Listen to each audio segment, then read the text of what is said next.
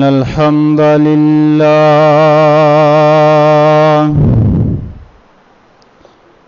إن الحمد لله نحمده ونستعينه ونستغفره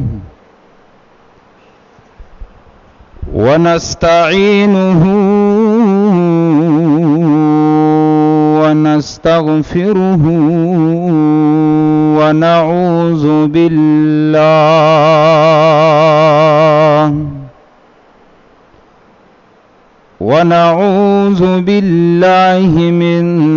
شرور أنفسنا ومن سيئات أعمالنا من يهده الله فلا مضل له ومن يضلله فلا هادي له وأشهد أن لا إله إلا الله وحده لا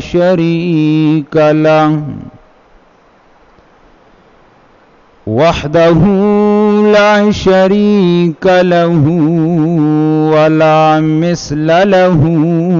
ولا مثال له وحده لا شريك له ولا ضد له ولا ند له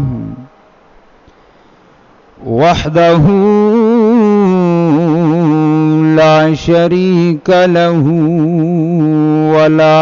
ولد له ولا والد له وأشهد أن سيدنا وسندنا ومولانا محمدا عبده ورسوله أما بعد فأعوذ بالله من الشيطان الرجيم فإن آمنوا بمثل ما آمنتم به فقد اهتدوا وإن تولوا فإنما هم في شقاق فسيكفيكهم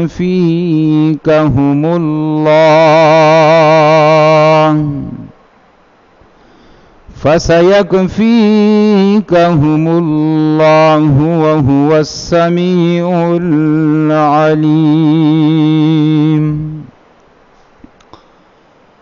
محترم و عزتمندو مسلمانانو رونو، د صحابي رسول او د مسلمانانو خلیفہ سوم سیدنا عثمان بن عفان رضی اللہ تعالی عنہ د زندگی او د ژوند متعلق څه خبرې موږ مخکې بیان کړي او دا په دې غرض او مقصد باندې ذکر کوو چې قرآن کریم کې الله رب العالمین د صحابه کې الله فرمای فإن آمنوا بمثل ما آمنتم به فقد اهتدوا. کچرته تاسو د دغه صحابه په شان خپل ایمان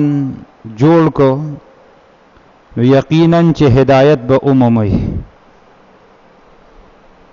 او رسول الله صلی الله علیه وسلم فرمای علیکم بسنتی و سنت الخلفاء الراشدین المهدیین، زما طریقه را اونیسی او زما د خلفاء راشدین طریقه را اونیسی نو په هدایت بروان شي. او قرآن کې الله فرمای وذکر فإن الذکر تنفع المؤمنین. الله وکړي چې داسې د وعظ او د نصیحت خبرې کیږي نو مؤمنانو ته د هغې ضرور فایده رسیږي. او رسول الله صلی الله علیه وسلم فرمای خیر الناس من ينفع الناس. غوره انسان په انسانانو کې هغه دی چې د خلکو له فایده ورکي. په دغه مناسبت سره د عثمان ابن عفان رضی الله تعالی عنہ داغه د خپل سیرت او د خیسته ژوند کوم چې هغه تیر کړی دی داغه بعض حالات مونږ ذکر کړل. سوس ذکر کو د الله په توفیق او مدد سره 13 جمعه کې مونږ دا خبره بیان کړې و چې عثمان رضی الله تعالی عنہ کې الله رب العالمین ډېر خپل او خیسته صفات خو پاغي کې یو صفت دا چې ډېر حیادار انسانو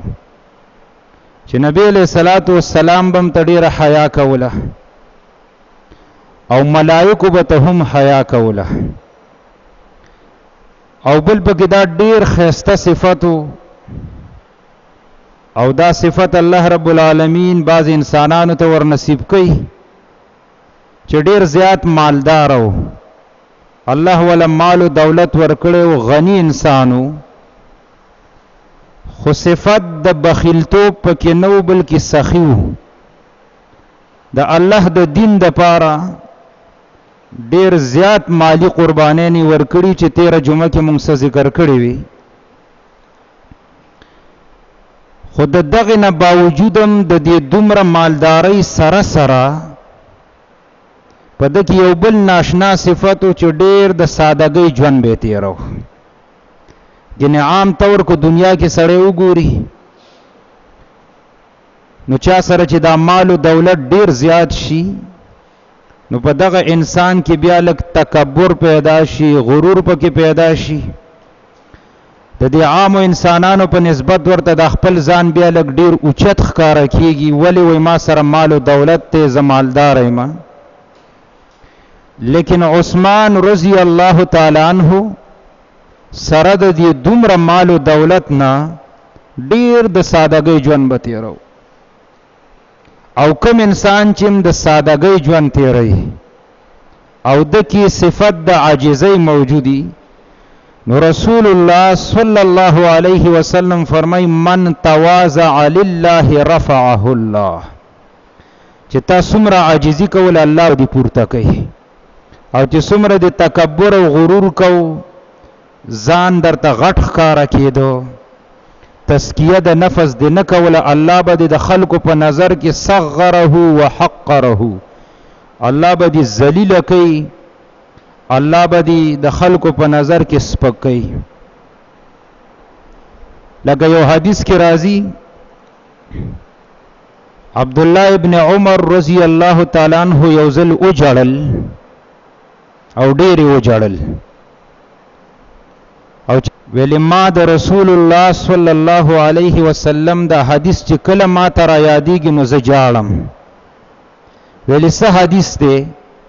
ویل نبی علیہ الصلوۃ والسلام فرمایي چې من سمع الناس بعمله سمع الله به. کوم انسان چې یو نیک عمل کوي د پاره د خلکو د خودنې د پاره چیرې ما ته خلک په اوچت نظر باندې وګوري او زه یو درون سره خلکو ته ښکار شم نو الله رب العالمین هم د صدق رنګ معامله کوي صغره وحقره الله د خلکو په نظر کې نورم راخکته کې سپک او ذلیل کی نو یریګم د دینه چې زما په عمل کې چرته خودنه او ریاکاری رانش. نو عاجزی دا ډېر ښه صفت ده ساده ژوند تیرول پکار دی. نو عثمان رضی الله تعالی عنہ کې دام یو خسته صفاتو چې ژوند ډېر د سادهګۍ به تیرو اگر چې باچای وخت ته د مسلمانانو خلیفہ دی. یو حدیث کې راځي د نبی علیہ الصلوۃ والسلام نوسه د حسن رضی الله تعالی عنہ نه چا تاسو کو د هغه صحابه په باره کې چې هغوی به په جمعات کې د غرمې خوب کوده کېدل به نو هغه ورته ویلي رأيت عثمان بن عفان يقيل في المسجد وهو يومئذ خليفة اچھا چې ته تپوس کړو هغه ته ویلي چې یو ورځ غرمې ټیمو ز مسجد نبوي ته داخل شوم ما عثمان رضی الله تعالی عنہ ولیدو یقیل فی المسجد قیلوله د غرمې خوب ته وي د غرمې ټیم دی په مسجد نبوي کې اوده د املاس دی او دا هغه زمانہ وا او هو یوم اذن خلیفہ د مسلمانانو خلیفہ وقت ته په دی وخت په جمعات کې اوده دی د غرمې خوب کوي نن زمنګ استاد مشران په کوم ځای کې خوبونه کوي په کوم محلاتو کې په کوم بنگلو کې خوبونه کوي او د دومره ساده ژوند به تیرو چې د غرمې به قیلوله کوله بس مسجد نبوي کې به ایسته ډډه ووخله دی وی کله چې عثمان رضی الله تعالی عنہ راپاسید د خوبه نو واثر الحصى بجنبه نو په دې بدن باندې دی وړو کانو نخې جوړې کړې وي هغه وخت کې خو مسجد نبوي انتهایی ساده و ماربل پکې نو پاسته قالینونه پکې نو سنگ مرمر کانی به پکې نو عام کچه جمعتونه وو دا برا چت به ول اکثر د سفر به ول د کجورو د سانګو نه پټ کړو بدا به جمعاتو د رسول الله صلی الله علیه وسلم اولان دی په کې خاور پرتو پاغي کې بدا واړه واړه کړو نو جمعاتونه ډیر زیات ساده خو غره په عمل باندې ډیر آبادو نن کومنګ تاسو ګورو جمعاتونه د ابا د تعمیر په لحاظ سره ډیر خسته دي خسته پاسته قالینونه سنگ مرمر قیمتي کانی په کې لګېدلې هي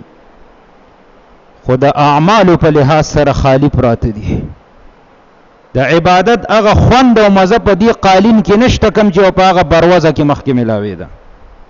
ژوند چې ساده عبادت بم دله په کې خوند او مزه درکې نو عثمان رضی الله تعالی عنہ چې کله را پاسید نو په دې ملا باندې دې کانو نخې جوړې کړې نو دا حسن رضی الله تعالی عنہ ما چې د حالت ولیدو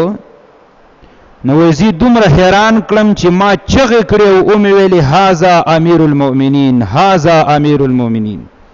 د خلکو ته مې ویل چې اے خلکو را منډه زمونږه د مسلمانانو امیر دی او په مسجد نبوي کې په خاورو کې ودل او په بدن باندې نخې جوړې شي سبحان الله سره د خلافت نه دومره د عاجزۍ ژوند تیرو څنګه به الله دی خلکو ته نه وي چې رضی الله عنهم ورضوا عنه د الله د پاره هر څه قرباني کړو الله به ولې د خلکو له د جنت زیری نه ورکړي او 13 جمعه کې ما ویلو چې نبی له صلوات و سلام دوزل جنت هر څو او د تاغسته دي یقیني جنتی صحابي او سره د دین دومره د عاجزۍ ژوند دومره ساده زندگی به تیرول او باچای وقت دی د مسلمانانو خلیفہ دی نو عثمان رضی الله تعالی عنہ بد حیا ژوند تیرو ساده ژوند به تیرو عاجزی به پکې و مالدار وو خدا الله د دین د پاره مالم ډیر زیات خرج کو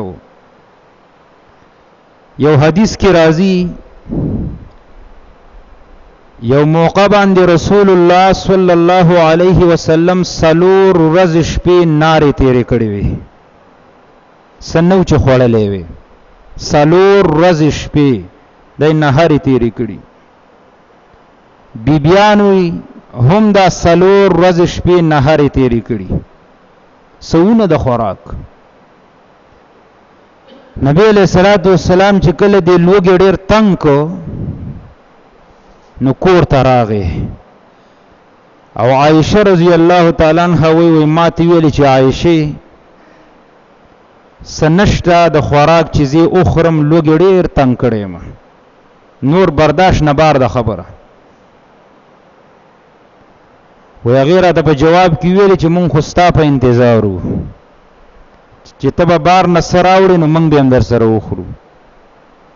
اسم نشته چې وی خورو. نبی علیہ الصلوۃ والسلام د دې خبر اورېدو سره بهر اوت لال مسجد نبوي ته او الته چې لاړې او داسې وکړو په مانځه باندې ودرېد او دا د رسول الله صلی الله علیه وسلم خسته طریقه وا چې حدیث د ترمذی کې راځي اذا حزبه امر صلى، کله چې ورته صدا سي حاجت پیښ شو نو فورا به مونږ ته متوجه کېدو، بس الله ته خپل حاجت وړاندې کو، الله ته خپل فریاد رسی کوله. دا منګ او تاسو لم پکار دي، دا امتحانات دي د الله راضي. مسلمان د پاره لوی اصلحه دا 2 رکعات مونږ دي چې وی کې الله به د حاجت پورا کوي. ويرزقه من حيث لا يحتسب، الله وی چې ماته د فریادو کو د سزینه بدل روزي درکم چې ستا به ګمان کې ناراضي، چې څومره دی توکل علی الله برابر او اقم رب د جون خيستو د موضوعي سبا در سره جب کې نه خدا زړه به داسې باغ یو خوشاله او چې په مخلوق په جیبونه دی نظر او خبر در سره ډیری قبم دل صحیح نه درځي، هر وخت به نشه شي. نو نبی علیہ الصلوۃ والسلام او دسو کو 2 رکعات مونږ وکړو چې سلام یې وګرځو نو به د دې زین را دی خو شو بل ځکه ودرې د 2 رکعات وکړو. دا سنت طریقه ده، په دې ځان پوهه کوي چې کله د په یو ځکه فرض مونږ ادا کړو جمع سره یا ځان نه او تا ته شاته سب کې خالی ځای یا خوا کې درته خالی ځای وو نو په دغه یو ځای باندې ټول مونږ نه دی کول پکار، دا ځای بدلول پکاري. دا د رسول الله صلی الله علیه وسلم طریقه امت بم په عمل کوي. ها که چرته جمع وشي او مخ کې سب کې ته ولاړ او غنه دومره ډیره د چې شاته سب کې ځای نشته وس به خیر ده په خپل ځای باندې وکا، ځکه د مسلمان مخ ته تیرېدل هم ګناه ده. نو دی وجه نه د مانزه طریقه زده کوي چې په یو ځای دی 4 رکعات وکړو یا 3 دی وکړو یا 2 نو ورپسې مونږ په دغه ځای مکه ولګ ځای چینج کا خو واوړه. عائشہ رضی اللہ تعالی عنہ فرمایي نبی علیہ الصلوۃ والسلام مسجد نبوی کې په مونږ ولاړ دی، په دې کې دروازه چا وټکوله. وای ما چې او قتل نو عثمان رضی الله تعالی عنہ دی، وای اجازه طلب کو، وای ما ویل چې اجازه ولا نه ورکو، زمونږ د دې کور د حالت نه خبر نشي چرته سم خیال له 4 ورځې شپې نهر تیری کړی دي، خو ورته پته و چې عثمان مالدار دی او وړکه مراله چې د کور د دې حالت لګي تندنم چرته خبر نشي اجازه ولا نه ورکو. ما او تا کړه د میاشتې راشن پروتي بیام زموستا ارواح دومره وږي چې څوک رانه تپوسو کې یاره کاروبارونه خراب شوي، کاروبار مې په ټپو ولاړ دی، د ناشکرۍ خبرې هیڅ درک را کړه نه لګي، د میاشتې راشن به راکه پروتي. د رسول الله صلی الله علیه وسلم بیبی د 4 ورځې شپې نهر تیری کړي. نبی علیہ الصلوۃ والسلام د لوګي د لاسه په مسجد نبوي کې الله ته ولاړ دی فریاد کوي او عثمان غنی راضی دروازه ټکي او دا و اجازه ول نه ورکوم زمنګ د حال نه خبر نشي. موته هو چې سوري وو دا یاد ساتي، کزه د حال نه نیم خبر او ماته د فریادو ک الله د حال نه خبر دی. تا کړه د میاشتې راشن پروت دی ته بیان دا وی چې کاروبار خراب دی او کاروبارونه نشته او د لوګي مړ شم، زما د الله په ذات قسم چې دا شته مالم د نبی اخلي ګره یاد ساته، دا شتم د نه اخلي د ناشکرۍ د وجنه. دومره د ناشکرۍ خبرې کول دا نه دی پکار، هغه لوی الله باندې توکل ساته چې غرمه دی وخوړه چې د غرمې د لدرکړه د ماخام بم د لدرکی هغه د رزق ذمہواری اغستې ده الله فرمایي د شپاړس غالبا سورۃ مریم دی نحوزان نصر رزق پیدا کی عائشہ رضی الله تعالی عنها فرمایي وی بیا مې زړه کې یو خبر رااله چې مالدار صحابي دی کې دې شي الله رب العالمین د ته په دې زړه کې اچولې او د دل تراله غلې دي ځکه چې رسول الله صلی الله علیه وسلم په مسجد نبوي کې ولاړ دی الله ته فریاد کوي نو الله خدا سے کوي چې د اسمان نظر ته رزق را گزار کې لګ بنی اسرائیل لره لګلي خدا الله عام قانون دا سه نه دی نو ما ول اجازه ورکراله ورته ویلي چې اين رسول الله صلی الله علیه وسلم نبی علیہ الصلوۃ والسلام چرته دی وای ما ورته ویل چې یا بنیا اے بچیا زومی کې ده کنه ورته وی اے بچیا دا الله نبی سندي خوړلی سلور روز شپې نهاري تیری شوی او من کم سنشت او نبی علیہ الصلوۃ والسلام په مسجد نبوي کې ولاړ دی منس کوي بس دا خبره مې ورته وکړه و عثمان رضی الله تعالی عنہ چې دا واوریدل نو سخت په جړا شو او وی جړل او په جړا کې ویل یا مقتل للدنيا یا ام المؤمنین یا مقتل للدنيا یا ام المؤمنین په داسې دنیا د طف لعنت اې د مسلمانانو موري چې دا الله نبی په کې سلور ورځې شپې نهار تیرې او به ما ته ویلي چې اے موري کم از کم دا مناسب نو د ستا سره چې داسې حالات تیریږي او تاسو زنیم خبر کړي که زه نوم په موقع ماتم نشو ویلې نو عبدالرحمن ابن عوف مالدار صحابي دی هغه ته هم ویلې وکړي که عبدالرحمن ابن عوف نو ثابت بن قیس رضی الله تعالی عنہ مالدار او هغه ته هم ویلې دا درې صحابه دغه وخت کې مالدار وو وی ته هم ویلې لوګي تند سخت در باندې تیریږي ګوره موږ لم خبر نه دی راکړي هو جړل یو په جړا کې روان شو وته وزي بندوبس کوي نو بازي لیکلی دي چې درې اوخان راوستل بازي وي 15 داغه سره وړو داغه سره غوړی کجوري او یو چيله ځان سره وس او عائشه رضی الله تعالی عنها ته حواله کړي چې دا دروالی او بیا ورته سوي نو څنګه به صحابي جنت ته نزي نبی علیہ الصلوۃ والسلام به ولي نو چې عثمان فی الجنه ورته وی هاذا یبطئ علیکم د دې په خول باندې خو بم وخت لګي ورې زما چې څه پخکړې تیار سالند لراوړم دا خو چې پخین وخت لګي نبی الله او سرکړ غوخه ولا راوړه او ورته ویلي کلوا انتم هاذا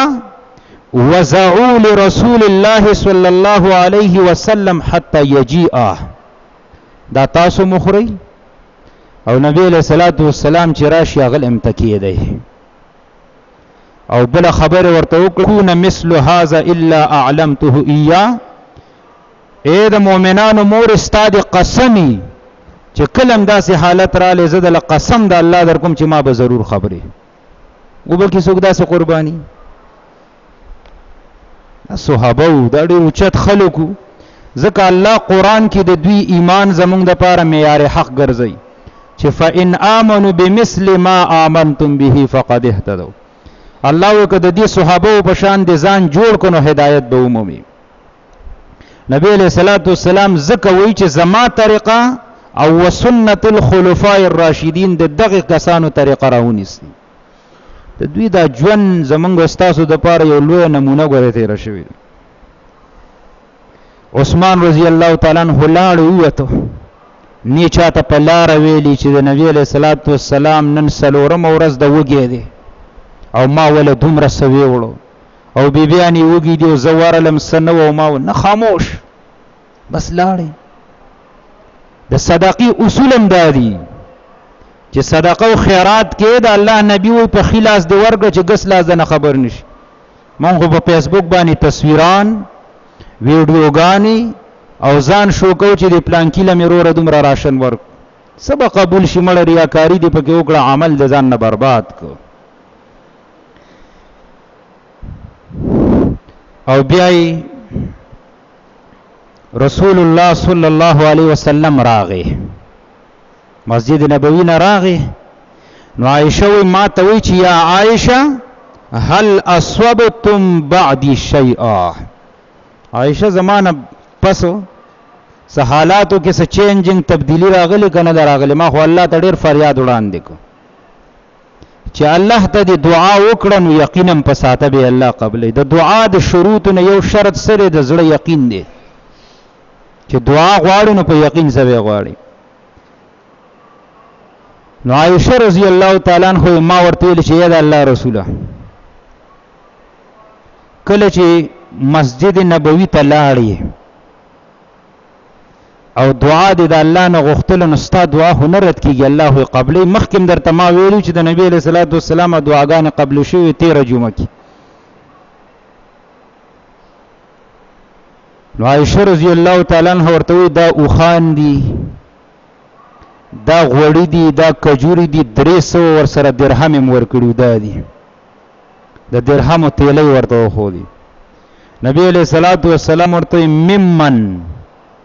عائشہ دا د کم طرف نه رااله او چا راوړي دي. هغه ورته وی من عثمان ابن عفان رضی الله تعالی عنہ. دا ستا صحابي دی زوم دیم دی عثمان رضی الله تعالی عنہ راغه او بس دروازه وټه کوله او خبر شو لاړو دا هر سی راوړو دلته کې خود. نو داسې وخت کې چې در سره څوک احسان وکړي نو خلک ولا به څه غواړي څه ولا خلک غواړي ها دعا ولا غواړي. تاسو داسې خاموش ناستئ چې څوک در سره احسان وکړي نو دا هغه احسان والا پتا حق دی چې دعا ولا وغواړه. خو د دعا د شروطونه یو دام دی د غواړه به الله قبلې. نو نبی رسول الله والسلام ورګه دلته نبی علیہ الصلوۃ والسلام لا یو بل کار کوي. الله اکبر. بیا لاړې مسجد نبوی ته خوراک نه کیلا. عائشہ رضی الله تعالی عنها فما جلس رسول الله صلی الله علیه وسلم حتى خرج الى المسجد ورفع يديه. بیا لاړ جمعات دا ورته نو چې عائشہ شابه زر راواچ او زه خډیر زیات وګم چې دا ډوډۍ وخورم نه لاړې ډایرک بیا مسجد نبوی ته. و نبی علیہ الصلوۃ والسلام فما جلس اډول کې نه ناستو ډایرک اوته جمعات ته منځ یو ک دوه رکعات بیا د شکر او لاسونه پورته کړو و دعا غوړي سوي اللهم اني قد رضيت عن عثمان فرزعا درې پیری ویلي اللهم اني قد رضيت عن عثمان فرزعا اللهم اني قد رضيت عن عثمان فرزعا. یا الله د عثمان نظر راضي شوم تم ترازاش سم خیر له چې نبی علیہ الصلوۃ والسلام یو صحابي مبارک یو چې یا الله زت راضي شوم ته ترازاش الله به ترازا کیږي کنه. دته وی عثمان غنی او عثمان ابن عفان رضی الله تعالی عنہ. دینه دا فائدہ معلومه شو چې کله دی خپل مال د دین په لار کې خرج کو فی سبیل الله دی خرج کو د غریبانو فقرا او محتاج سره دی مدد کو نو الله بدنه پر رضا کیږي. د نبی رسول الله والسلام دی دعا کې دی نقطې ته اشاره ده چې اللهم انی قد رضیت عن عثمان فرزعا. عثمان رضی الله تعالی عنہ ډیر جلیل قدر صحابي لوی قربانین د دین د خاطر ورکړي دي. الله دې دغه خسته صفات مونږ پیدا کړي. یو موقع باندې د مسجد نبوي چې نن تاسو ته کوم غټ ښکاری دا ډیر ورکوټ یو نو دا عمر رضی الله تعالی عنہ په دې کې فراخي راوسته و بجلی براشي خدای خو ماته توجه ساتي کور تلار شل تم دغه حل بینو. مسجد نبوی ورکوټ یو تنگو دا د هجرت 40 کال دی چې د خلیفہ شوی دی. د اراده وکړه د جمعې ورځ و خلک پکې نه راځېدل چې دا جمعات به زه غټ کم. نو ډېر خلک به بهر میدان کې ودرېدل. نو چا ورته ویل چې امیر المؤمنین دا جمعات غټول غواړي. هغه ویل په خپل سر خدا کار زه نشم کولی، مشران صحابه ژوندي دي، هغوی سره مشوره کوم. څه کار مشورې کار کې خیري. نو په دې باندې اتفاق رالی د هغه صحابه کرامو. نو عثمان رضی الله تعالی عنہ د مسجد نبوي د غټولو اراده وکړه. نو د جمعې ورځ وه، یا بل روایت کې راځي چې عام د ماسپښین ورځ و، د منبر ته وخت. منبر ته وختو او ویلي اے خلکو زه مسجد نبوي غټوم په دې نیت بنا لله مسجدا بنا الله له بیتا فی الجنه. چا چې د الله د رضا دپاره کور جوړ کړه، د الله بوله په جنت کې بنگله جوړه کړي. د دې مقصد دپاره دا کار کوم. او د عثمان رضی الله تعالی عنہ نه دام را نقل دی پوره جمعات جوړول د چا وس نه کیږي. نو نبی علیہ الصلوۃ والسلام وی ولو کمفحص قطات، په جمعات کې چا د کارغه د جال په مقدار کارو ک الله ولهم په جنت کې بنگله ورکي. نو د کارغه جال سي یو بلب دی ولا واغس، یو پکې دی ولا واغس، د جمعات ورکوټه سیس دی واغس، او په اخلاص الله د په جنت کې بنگله جوړي. او د جنت زمکه ګور ډیره قیمتي ده، په پیسو نه حاصلېږي. دومره قیمتي ده چې خیر من الدنیا وما فیها، د دې ټول دنیا نه د جنت یو لزمکه ګور دا غوره ده. نو بیا د مسجد نبوي توسیع شروع کړه په ربیع الاول په میاشت کې. خپل به ور سره کار کو. او د محرم په میاشت کې هغه اختتام ته ورسید. 10 میاشتې د مسجد نبوي په توسیع باندې لګولي. نو دی وجه نه هر انسان نه دا پکار می دا جمعتونه دا د الله کورونه دي کنه. مونږ تاسو په خپل کور باندې څومره خرچې کو، او دا د الله کور دی. نو هر ځای کې چې د جمعات څه قسمه مسله راځي کاغه هر مسجد کې،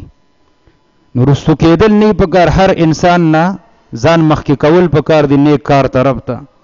په دې بدل الله رب العالمین د جنت خیسته زندگی او خیسته ژوند درکړي. الله دې په دې خبر مونږ ټول له عمل کولو توفیق راکړي. اقول قولي هذا استغفر الله لي ولكم